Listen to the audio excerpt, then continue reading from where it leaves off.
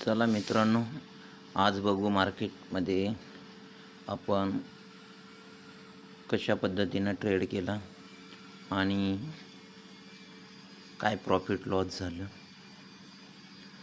मित्रांनो, आज मार्केट खूपच डाऊन म्हणजे गॅप अप खुललं.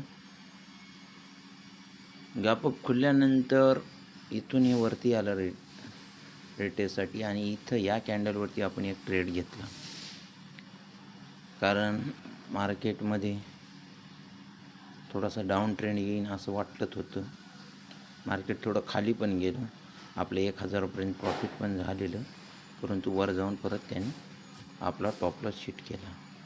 हिट केल्यानंतर परत इथं थोडंसं रिजेक्शन आणि हे एंगल्फिंग इथंही नाही घेतला, परंतु या कॅन्डलवर थोडंसं कन्फर्म झालं की मार्केट डाऊन साईड जाईल, तर आपण दुसरा पण ट्रेड या कॅन्डलवरती इथं घेतला.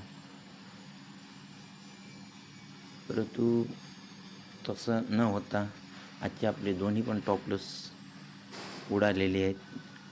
आणि आज एक नवीन शिकायला भेटलं की market down side shipyard data पण 7च्या आसपासच होता, प्रॉपर डाऊन साईडमध्ये होता. मात्र तसं झालं नाही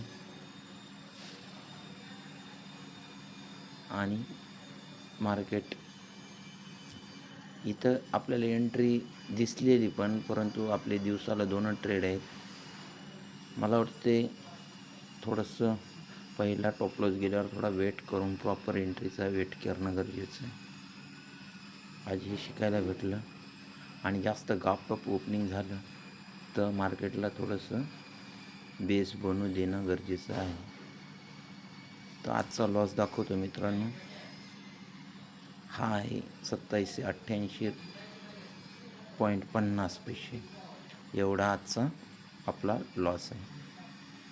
तर या वीकमध्ये होईल तितकं मित्रांनो आपल्याला 50-50 लॉस करण्याचा प्रयत्न करायचा आहे. आणि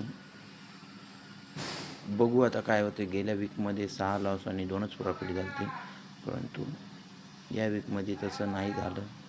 आपण जर 50-50वरही बी कंट्रोल करू शकलो तरी पण आपण खूप काही ग्रोथ केली. आणि असंही बी आपण आपली स्ट्रॅटेजी बॅक टेस्टिंगच करत आहोत. चला तर शी यू, बाय, भेटू नेक्स्ट डेमध्ये.